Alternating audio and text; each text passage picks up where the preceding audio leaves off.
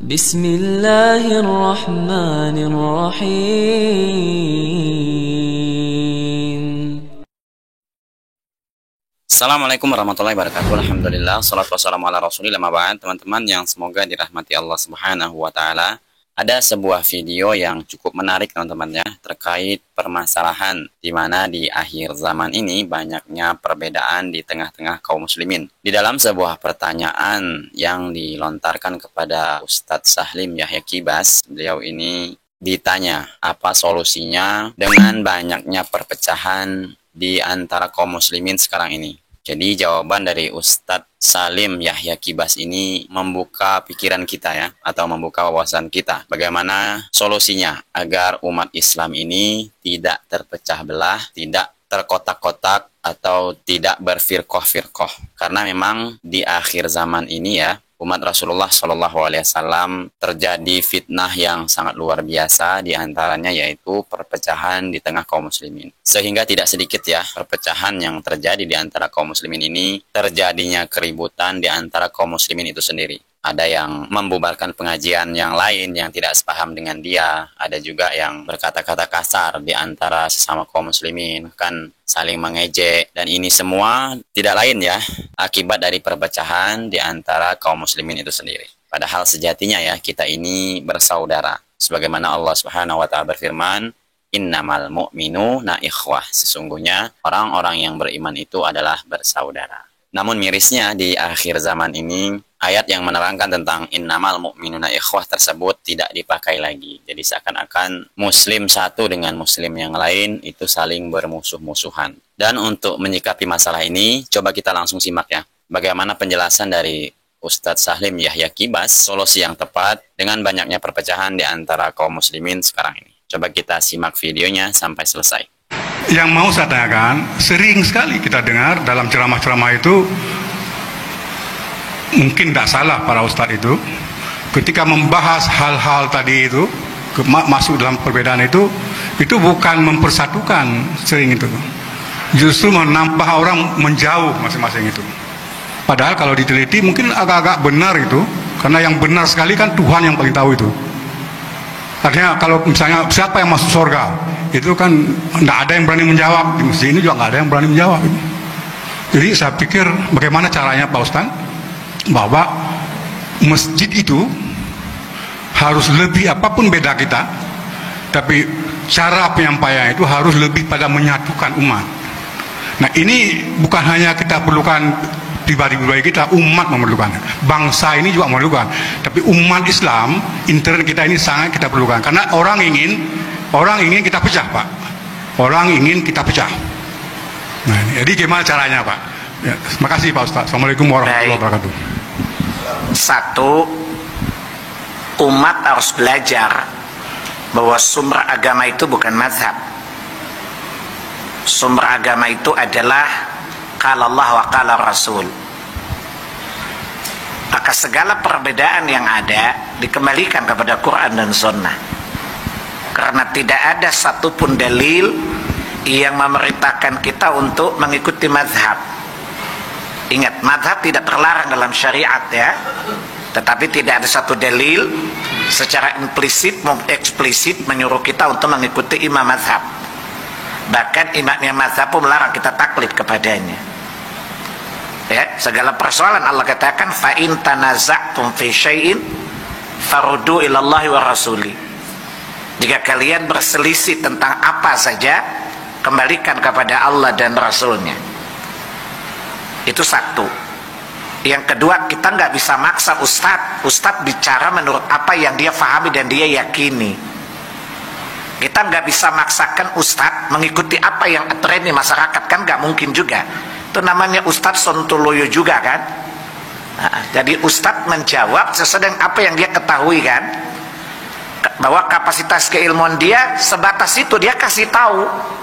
Kalau kemudian nampak memunculkan perbedaan, bukan Ustadz yang salah kan ya. Nah, sekarang saya tanya,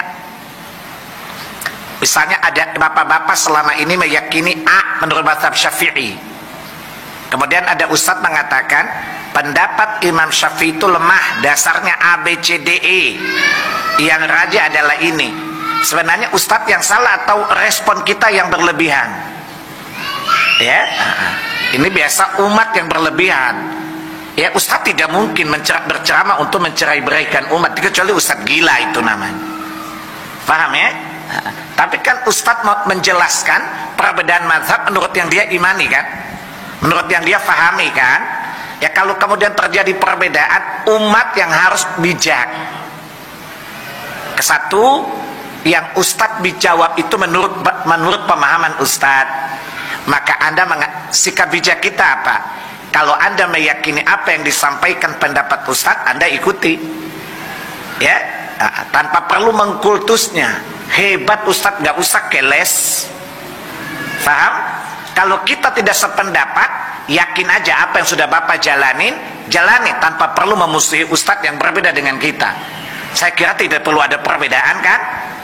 Nah, umat yang diedukasi supaya bisa menerima perbedaan. Paham?